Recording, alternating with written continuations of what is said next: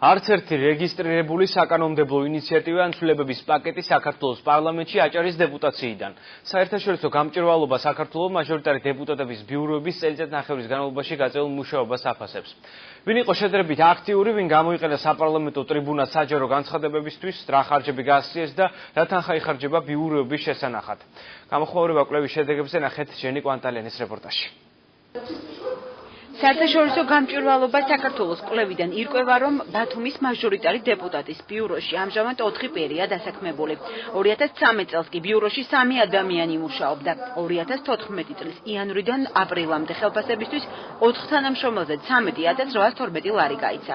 საწვავისა და სხვა ტიპის ხარჯმა 2014 წელს იანვრიდან აპრილის ჩათვლით თითქმის 8,000 ლარი შეადგინა. ბიუროში აცხადებენ, რომ 140 წერილობითი მიმართვიდან 113-ზე დადებითი პასუხი გაიცა. ბატონ მურმანს აქვს აჭარაში ყველაზე დიდი დატვირთვა. რასთან და მოქალაქეები ხულო, შუახევი ქედა, ბათუმის მკვიდრი, ქობულეთიდანაც იყო, ჩაქვიდანაც იყო მომართვები განცხადებებით, იმიტომ რომ ჩვენ ბატონო მურმან, თქვენ ვიცე-სპიკერი ბრძანდებით ამავე დროს და თქვენს დაყენებულ შუამდგომლობაზე ჩვენ ობიექტურ პასუხს მივიღებთ. ხელვაჩაურის მაჟორიტარი დეპუტატის ბიუროში სულ 2 ადამიანია დასაქმებული, რომელთა სახელფასო ანაზღაურებაზე ყოველთვიურად ჯამში 3,000 ლარი იხარჯება. კვლევიდან ჩანს, რომ ბიუროს თანამშრომლებს ყოველთვიურად 30 ლიტრი საწვავის, ხოლო ტელეფონის 45 ლარიანი ლიმიტი აქვთ. როსტომ ხალვაშის ბიუროში აცხადებენ, რომ ზეპირი და წერილობითი მიმართვის შემდეგ 35 განაცხადი დაკმაყოფილდა. საჭიროების სამებრ ან შემოსული ზავის ინფორმაციის საფუძველზე, ან შემოსული განცხადების საფუძველზე, ან პირადად მრჩევლის მიერ მოთხოვნის შესაბამისად, ამასაც საკითხი იყო შესასწავლი, წარმოშობილი მიზეზიდან გამომდინარე, ახდენთ გასვლას ადგილებს. თქვენი ინიციატივით არ გაგიხართ სვადაგირებას? არა, ჩვენი ინიციატივით ბუნებრივი ახდება კვირაში 2 ან 3 დღე გასვლას ოფლების მიხედვით. ხოლოს მაჟორიტარი დეპუტატის ანზორ ბოლქვაძის ბიუროში 5 ადამიანი მუშაობს, რომელთა ხელფასზე ყოველთვიურად ჯამში 1930 ლარი, საწვავსა და სატელეკომუნიკაციო საჭიროებებზე წლიურად 17,000 ლარი იხარჯება. საანგარიშო პერიოდში ბიუროს წერილობით 12-მა მოქალაქემ მიმართა, ზეპირად კი 38-მა. ბიუროში ირწმუნებიან, რომ საკითხთა 50% განხილვისა და გადამისამართების შემდეგ დადებითად გადაწყდა.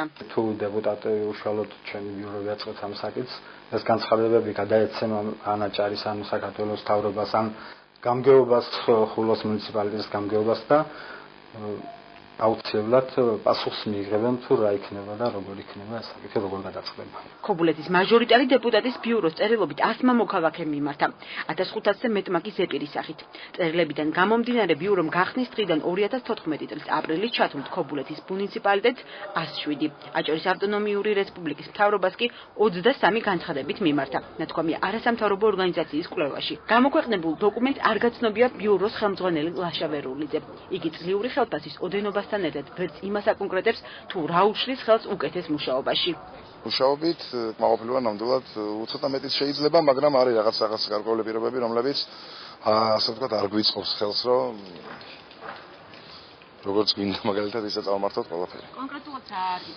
კონკრეტულად ეხლა დავკონკრეტდებით არის რაღაცეები, რაც მაგალითად რომ ჩემზე რო იყოს დამოკიდებული შევცვლილი, მაგრამ ეხლა მოგესალმებათ რომ კანონშემოქმედებითი საქმიანობით არ გამოირჩევა აჭარის მაჟორიტარი დეპუტატების ბიუროების მუშაობა. ასეთია მალხაზ ჭკადუას შეფასება. საერთაშორისო გამჭვირვალობა საქართველოს წარმომადგენელი მიიჩნევს, რომ არჩეული მაჟორიტარი დეპუტატები საპარლამენტო ტრიბუნას საჯარო განცხადებებისთვის ნაკლებად იყენებენ.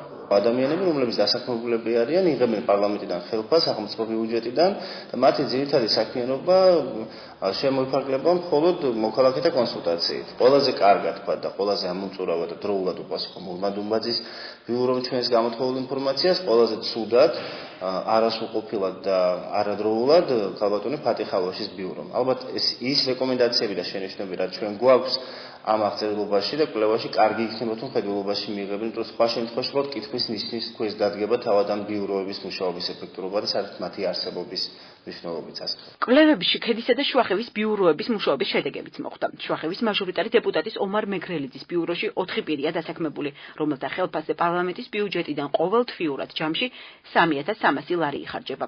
ორი სატრანსპორტო საშუალებისთვის საწოლზე გამოყოფილი ლიმიტი კი ყოველთვიურად 800 ლარია.